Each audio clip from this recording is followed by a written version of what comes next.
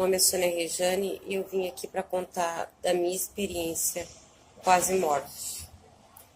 Eu vou contar por etapas para ver se consigo contar tudo, tá? Porque a história é muito longa.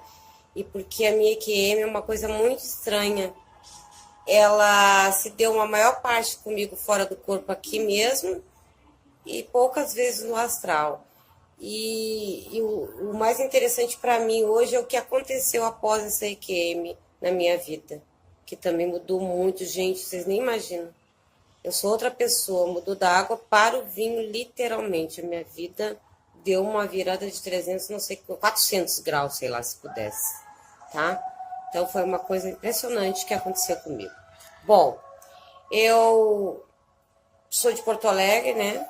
Do Rio Grande do Sul, e foi lá que se deu, em 1997, a minha EQM, quando eu ganhei a minha filha, que hoje tem 23 anos. Então, já fazem 23 anos que aconteceu. Eu estava com 31 semanas, e eu tinha ido ao médico no pré-natal, numa quinta-feira, e reclamei com a médica que eu estava sentindo umas câimbras na minha barriga. Aí ela me examinou e disse, isso não é muito bom. Olha, eu vou mandar, você não pode ganhar um neném agora, é muito prematuro. Então, qualquer sintoma, qualquer uma coisinha que der, corre para cá para o hospital que a gente vai tomar providência. Você não pode ganhar agora, porque né, é muito prematuro. Gravidez de risco também a minha, tá? Minha gravidez era de risco. Aí, sim, eu fui para casa, quinta-feira é isso. Quando foi no sábado, eu estava na casa da minha mãe, passeando, e eu cortava cabelo. Eu fui cortar o cabelo do marido dela. Quando eu estava cortando o cabelo dele, simplesmente me deu uma dor muito forte. Eu me abaixei, quase me ajoelhei no chão e senti que isso é uma coisa, assim, uma gosma. Eu gritei por ajuda e nisso foram buscar o meu ex-marido, pai dos meus filhos, porque eu me separei dele na própria gravidez mesmo. Ele veio correndo de carro, me levaram para o hospital. Chegando lá, isso era no sábado. Já me colocaram no soro com medicação para segurar o bebê e tal, que eles dão aquela medicação toda para segurar o neném, né? Enfim, passou a noite, eu pernoitei, eles falaram para meus familiares pedir para casa que eu ia ficar lá, que quando tivesse tudo estável eu voltaria para casa, que eu não podia ganhar o neném naquela situação, era de risco. Bom, quando foi 7h30 da manhã do domingo, eu me acordei com uma cãibra do lado esquerdo todinho, eu não conseguia mexer, eu gritava. Tinha 2 pessoas no quarto, mesmo quarto que eu, e eu dizia para ela chamar a enfermeira porque eu não conseguia erguer o braço para tocar a campainha. Aí essas mulheres ficaram super apavoradas, chamaram, né? Veio o médico, veio a enfermeira, me levaram para o centro obstetrício. Chegando lá, eles continuaram dando medicação na veia, tentando segurar a minha filha. No caso, eu já sabia que era menina, eu tinha feito ecografia. Mas não adiantou. Teve uma hora que me deu uma coisa que eu achei estranha e eu até acho graça. Eu vomitei uma gosma verde, parecia uma coisa de outro mundo, né? E a médica, como era um hospital materno-infantil, lá tem muitos médicos residentes. Uma dessas médicas veio me examinar e se assustou e chamou a equipe. Aí eles vamos levar para o centro cirúrgico fazer uma cesárea de emergência. Naquela hora saiu correndo comigo, chegou lá, anestesia peridural e tal. No que tiraram a minha filha, eles estavam lá assustados com alguma coisa, porque eu via a mesma médica com um semblante de susto. Me mostraram a minha filha, a sua filha, e eu vi ela e ao mesmo tempo eu dei uma olhadinha na parede, tinha um relógio que marcava 10 para as 10 da manhã. E foi a última coisa que eu vi. Eu me lembro só que eles pegaram um braço meu para me anestesiar. Eu sei que me deram anestesia geral. Se não foi eles, alguém deu. Eu me acordei num lugar diferente. Era uma estação de trem de metrô. Tudo cinza, assim, grades cinzas, mas era bem iluminado. E eu estava assim de um lado, do outro lado tem o fosso onde o trem passa, do outro lado também, umas grades cinzas. Lá estava o meu cunhado, ex-cunhado, falecido. Esse meu cunhado, ele foi assassinado. E ele estava lá segurado numa grade, só que a gente não se falava verbalmente, ele falava comigo mentalmente. Mentalmente ele me pediu ajuda. E eu já com dó, já queria ajudar. Só que naquele mesmo momento, parece que alguém me sugou, me tirou dali, eu sumi dali. Pronto, eu saí dali e voltei para o hospital. Lá no hospital eu comecei a acompanhar tudo que estava acontecendo comigo. Primeiramente, quando eu me acordei, tinha uma pedra em cima da minha barriga que estava segurando a cirurgia por causa da hemorragia e estava doendo, eu joguei no chão. E aí veio uma enfermeira e disse, não faça isso, sabe? Você tem que ficar aqui porque você está com hemorragia e tal. E eu, pum, me apaguei de novo. Só que nesse meio tempo, veio o diretor do hospital, estava nesse quarto onde eu estava, tentando ligar para vários hospitais para conseguir uma UTI bem equipada, porque eu precisava de uma UTI super bem equipada para tentar me salvar. E eu me lembro que ele falou num hospital, que lá em Porto Alegre tem um hospital materno-infantil, que todo mundo tinha medo de ir, porque não tinha um histórico bom, mães falecendo, crianças ou ambos, então as pessoas tinham medo de ir para lá. E quando eu vi ele citar o nome desse hospital, eu queria gritar com ele, dizer que eu não vou para esse hospital, só que a voz não saía. Então ali eu já estava fora do corpo e não sabia que ninguém tá, né, com certeza não estava me vendo. Mas eu nunca, é um detalhe, eu nunca enxerguei o meu corpo. Uma coisa impressionante. Eu via tudo, estava ali, sabia que eu estava ali, mas eu nunca enxerguei meu corpo. Bom, quando foi daqui a pouco, parece que alguém falou com ele alguma coisa assim e direcionou ele para o hospital, certo? O Hospital da Santa Casa de Misericórdia, que é o hospital que tem as UTIs mais bem equipadas, né? Com instrumentos de ponta, tecnologia de ponta. O Hospital Santa Casa é um hospital referência de melhores UTIs. Ele conseguiu a vaga na UTI para mim lá. Bom, assim que conseguiu, já ajeitaram eu para levar a maca para levar para a ambulância. Então eu desci, saí no saguão para ir para a ambulância, estava toda a minha família lá, todo mundo chorando. E o marido da minha mãe e meu padrasto veio e fez o sinal da cruz, como eu disse, me deu essa emoção, porque eles achavam que eu estava morta. Segundo eles, eu estava morta naquela maca. Bom, aquela ambulância, ela teve que ir contramão, porque o outro hospital que eu estava, materno-infantil, era na mesma avenida onde ficava a Santa Casa, para onde eu ia, só que era mão única. E na direção do Hospital Santa Casa, a ambulância teve que ir na contramão. Eu vi tudo. Eu dentro da ambulância, eu via tudo, a sirene, né, tudo, e gritando na contramão, e os carros dando passagem. Só que daqui a pouco, eu saí da ambulância e fui, mas eu sabia que eu não estava caminhando, eu estava por cima, flutuava, coisa mais boa, assim, não caminha, flutua, né? Eu cheguei lá no hospital, primeiro que a ambulância. Um detalhe, antes de eu ser transferida, eles avisaram que estavam tentando conseguir um UTI para mim, e que assim conseguisse avisariam, porque os familiares teriam que ir na frente para doar sangue, porque meu caso era muito grave, precisaria de muitas unidades de sangue, porque eu tinha perdido muito sangue, hemorragia interna e externa, gente, foi o que sinalizou a minha morte, eu tive hemorragia interna e externa. Aí quando eles conseguiram, já avisaram lá embaixo pro meu familiar, minha irmã e meu cunhado saíram disparados para o hospital na frente para ir doar sangue, né? Não tem necessidade, sempre tem sangue no banco de sangue, mas eles já fazem que é para repor, né? Saíram correndo na frente. Então eles chegaram no hospital antes da ambulância e eu também cheguei e vi a minha irmã num corredor, perdida, procurando meu cunhado e ele num outro. E eu via que eles estavam se procurando. Eu não sei se parecia que mentalmente eu estava ajudando eles a se encontrar e se encontraram. Bom, foi a última coisa que eu vi. Eu adormeci, eu não sei se dentro do meu corpo, se no astral em algum lugar. Eu só acordei 14 dias depois, num lugar, solta no espaço, assim, e meu avô chegou até mim. Mas como é que meu avô chegou até mim? Meu avô não era... não tinha aparência de ser humano. Ele era uma bola de luz com várias luzes de todas as cores. Era uma bola de luz, como fosse um monte de lâmpada de várias cores. E eu tava com muito frio, que era uma coisa que eu sentia muito frio. Quando eu me acordei fora do corpo, eu sentia muito frio. Ai, muito gelado. E quando ele aproximou de mim, eu me senti quentinha. Por que eu sabia que era meu avô? Porque a gente conversava mentalmente. O tempo todo conversando com ele. Olha que coisa. E meu avô pegou na minha mão e me levou até a UTI e me colocou de volta no meu corpo. Só que eu sei que ele pegou na minha mão, porque a gente conversou o tempo todo, ele me deu a mão. E era meu avô, aquela bola cheia de luzes coloridas, era meu avô. Quando eu acordei, eu estava toda entubada, né, gente? Tubo aqui, porque eu sempre tive problema de asma, bronquite, então eu estava com oxigênio, né, no nariz, que ia até o pulmão, para oxigenar o pulmão e tal. Era tudo que era coisa na boca, sei lá o que mais que tinha. Os meus dois braços estavam presos por agulha, de um lado do soro e sangue, não sei mais o que.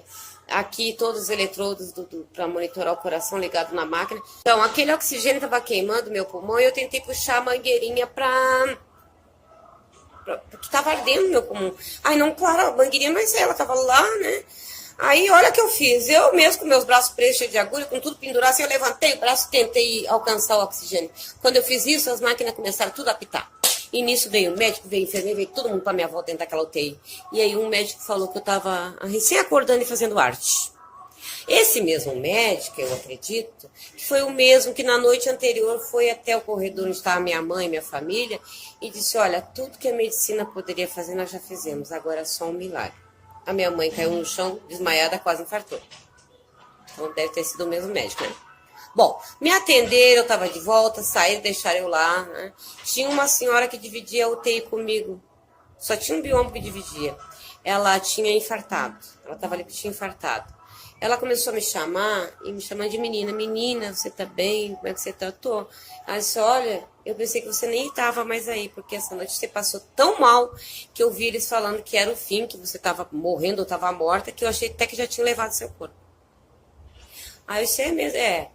Ela perguntou se eu acreditava em anjos. Eu disse, acredito. Assim, então tá, você vai me dar seu nome, seu endereço, quando eu sair daqui, eu vou mandar uma pra você na sua casa. Me mandou mesmo, sabe? Ela me mandou mesmo. Bom, eu tava no outro dia, né, porque já era, acho que, não sei se era até, não lembro, que a gente não tem noção de tempo nem espaço, gente. Para mim, lá onde eu tava, não tinha passado nem amanhã. Era de manhã lá ainda. Quando eu voltei aqui, é que eu notei que tinha uma certa diferença no espaço e no tempo. Mesmo assim, eu ainda estava perdida no tempo. Então, eu não lembro que horas eram aquilo que eu acordei, só lembro que daí eu fui dormir. Quando foi no outro dia de manhã, trocou o plantão, veio uma enfermeira e perguntou se eu queria tomar banho no chuveiro. Porque eu estava todos aqueles dias tomando banho de bacia dentro no leito ali, né? Eu disse, eu quero mesmo. Mas então você só vai segurar o coisinha do soro, né? Estava o soro, né? Tinha que segurar aquele ferro para ir levando o banho devagarinho, que era bom para mim. Se eu quero, eu sempre fui corajosa, nunca fui destemida, mas eu quero ir sim. Só que quando eu sentei para sentar na maca, na cama, né? Foi uma dificuldade.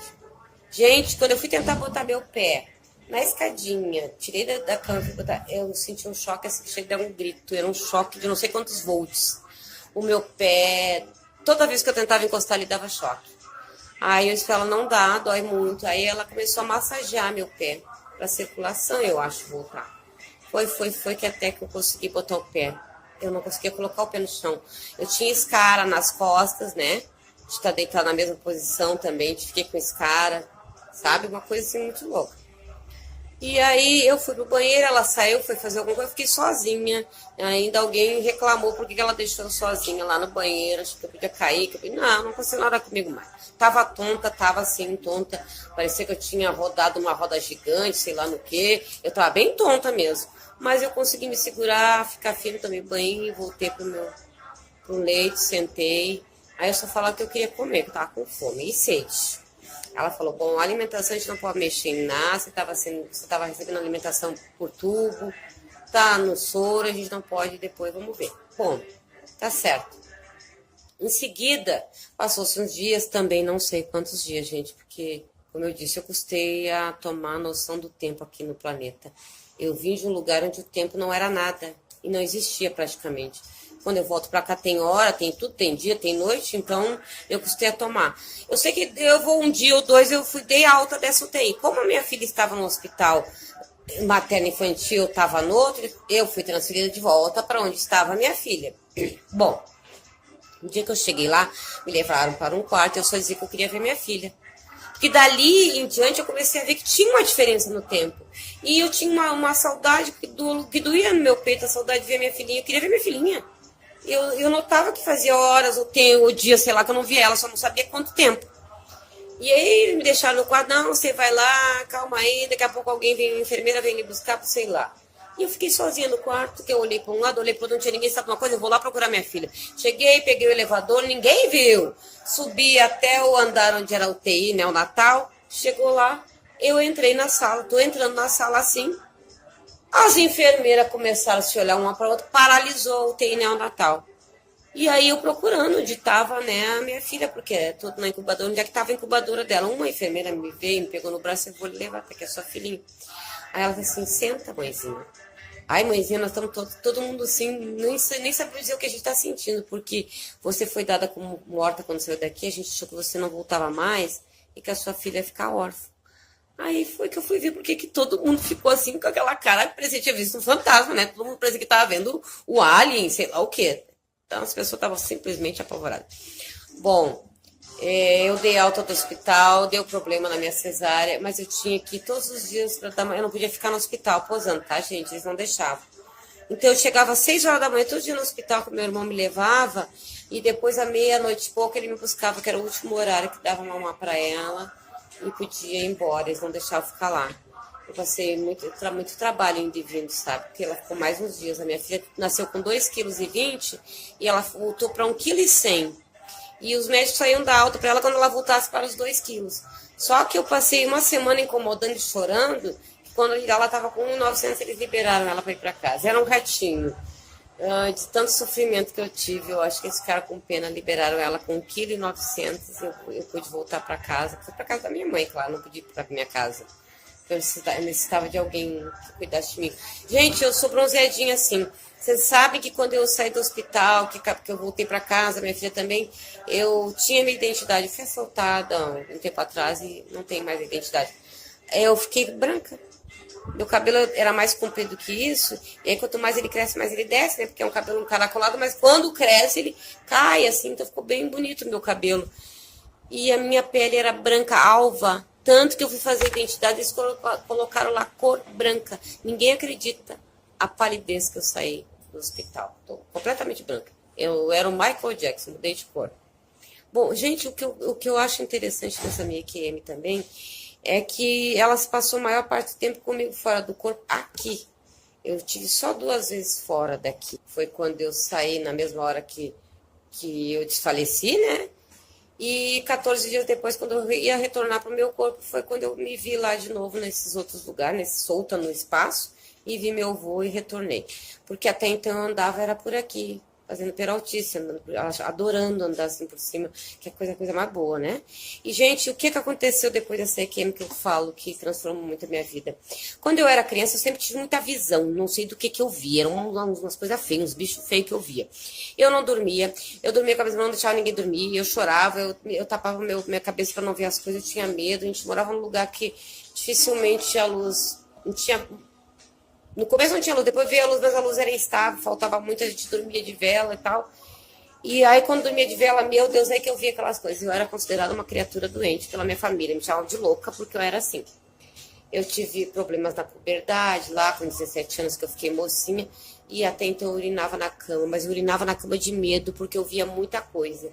E eu tinha sonhos lúcidos, e os meus sonhos lúcidos, um deles que eu nunca esqueci, que eu retornei a ter de novo depois da CQM, é um lugar onde eu ia quando eu era criança, adolescente, que eu caminhava, eu voava, né? Eu não caminhava, eu voava assim.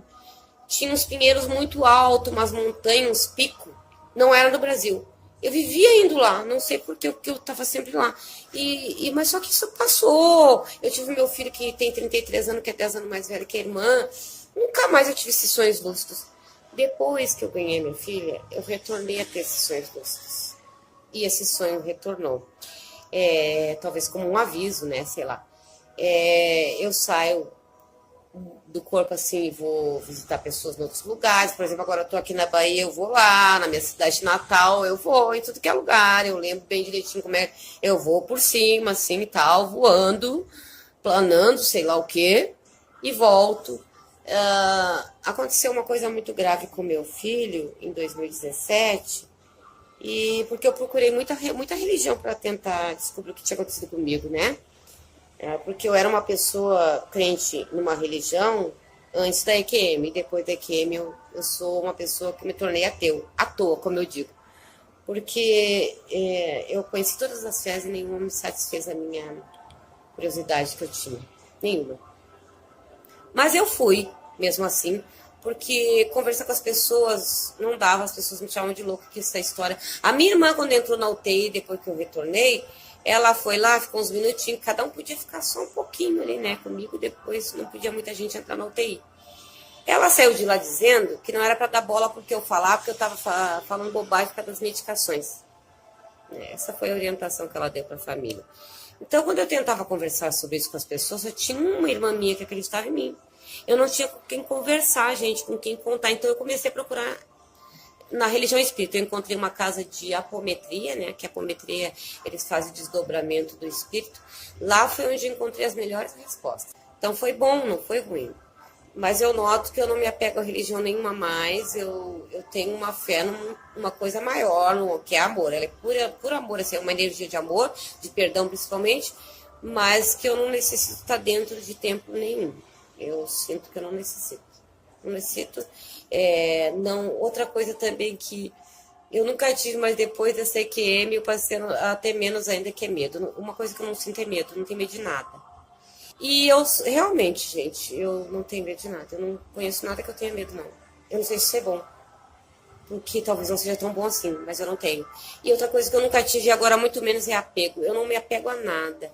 Eu estava no Rio Grande do Sul, eu perdi casa, perdi terreno. Eu vim para cá, eu consegui já meu apartamento. E lá também eu perdi várias vezes coisas. Eu perco de um lado e recupero do outro. Mas nada com sentimento, nada com medo de perder. Uma coisa que eu não tenho é medo de perder nada. Se eu tiver que fazer uma coisa, mas eu vou perder isso aqui. Não, eu não vou perder nada. Isso aqui nunca foi meu. Eu vou ganhar melhor. Então eu tenho esse pensamento assim.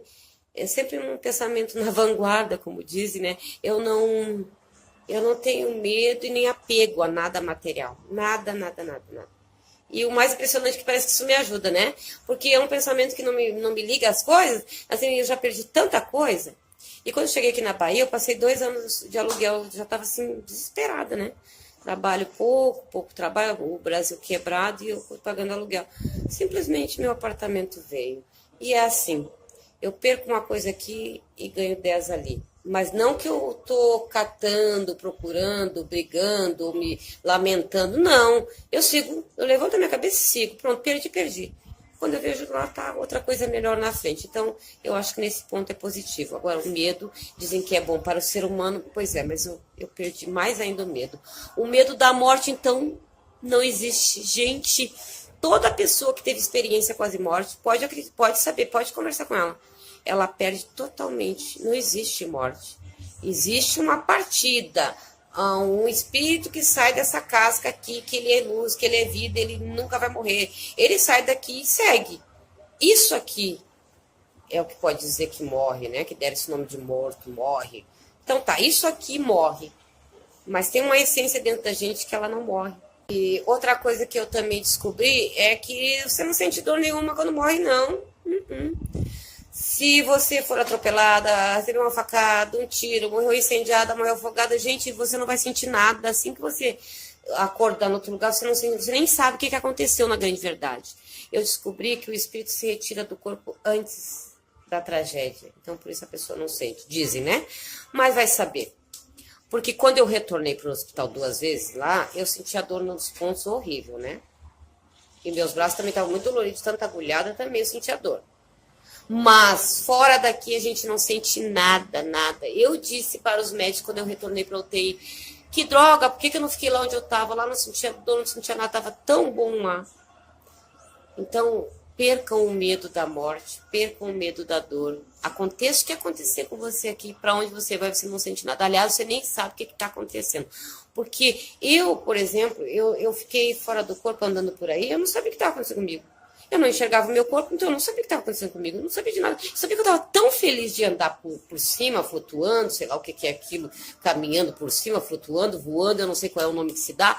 Eu estava tão contente com isso que eu não me aborrecia nem das pessoas não me enxergarem, eu não me aborrecia. Eu não entendia.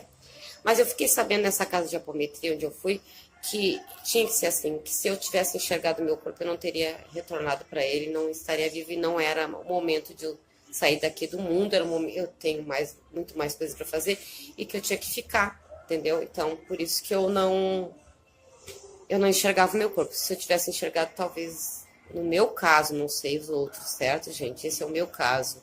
Foi me explicado isso, que eu talvez não retornasse mais pro meu corpo, por isso que eu nunca via ele. Mas isso eu quero dizer para vocês, pode ter certeza, converse com qualquer pessoa que teve AQM, Você não tem que ter medo, a morte não existe e não existe dor, tá? O que que eu digo que aconteceu comigo, a minha vida deu uma virada. Eu não sou mais a mesma. Quando eu era criança eu já tinha umas coisas, como umas paranoia e tal, vi umas coisas lá, eu via isso, via aquilo, me chamavam de louca e tudo mais. Eu tinha sonhos lúcidos que retornaram depois da CQM, mas eu tenho uma coisa comigo hoje que eu tenho um pouco de, não é medo, é receio, porque eu já arrumei problemas com pessoas por isso. Eu conheço uma pessoa agora, ou mesmo que seja uma pessoa que eu conheço, se ela chegar diferente na minha frente, com algum mau pensamento, com algum problema, qualquer uma coisa diferente, eu praticamente posso ler o pensamento das pessoas. As pessoas são nuas para mim, eu ouço coisas, eu vejo. E já aconteceu de conhecer uma pessoa que não era conhecida minha e tal, me foi apresentada, eu não lembro agora bem como foi, só sei que eu fiquei até tão traumatizada da pessoa se aborrecer comigo que eu apaguei, sabe? Que é uma outra coisa que também está acontecendo muito comigo ultimamente, coisas ruins aqui acontecidas. Eu simplesmente me desdobro e quando eu volto pro meu corpo eu esqueço. Eu sei que ela ficou aborrecida pelo semblante que eu fiz. Eu fiz uma expressão de medo, sei lá, de horror. E a pessoa se chateou comigo. Isso eu noto. Quando eu era criança, eu praticava o desdobramento, não sabia. Eu retornei a fazer isso agora, depois da minha EQM, com 32 anos. Quando eu estou numa situação difícil, complicada, eu simplesmente me desligo. É o desdobramento, eu me desligo. As pessoas às vezes têm que fazer, ei, que eu fico com os olhos paralisados. E aí eu retorno só quando ou eu posso entender a situação já está resolvida. Tipo, aí eu não consigo explicar. Simplesmente eu me desdobro quando numa situação complicada e difícil. Eu me desdobro, pronto, acabou. Eu desligo, desdobro e depois eu retorno e tá tudo bem. Eu ainda estou procurando resposta para essas coisas porque eu não acho muito normal para quem está aqui nesse mundo. Não é normal, claro, para mim saber lidar com isso, porque eu não sei. Eu só sei que quando eu conheço as pessoas, hoje eu tenho tanto receio e quando eu conheço as pessoas que eu ainda nunca vi, eu procuro não olhar muito para elas, procuro não me ligar muito nelas, medo, vamos dizer, né? É uma coisa que eu não tenho, mas na verdade, medo de enxergar ou ouvir alguma coisa que eu não quero, tá? Porque eu ouço, eu enxergo, eu sei lá o que acontece, e eu só sei que vem tudo na minha mente, essas coisas. É uma coisa impressionante, eu não tenho controle sobre isso. Não é uma coisa que eu gostaria que estivesse acontecendo, muito pelo contrário. Eu me sinto mal muitas vezes por isso, e eu não gostaria que fosse assim. Eu gostaria de ser igual a todo mundo que vive aí, sem aviso, sem pré-aviso de nada e tal. Então eu tenho, e os parentes distantes, agora meu filho está distante de mim.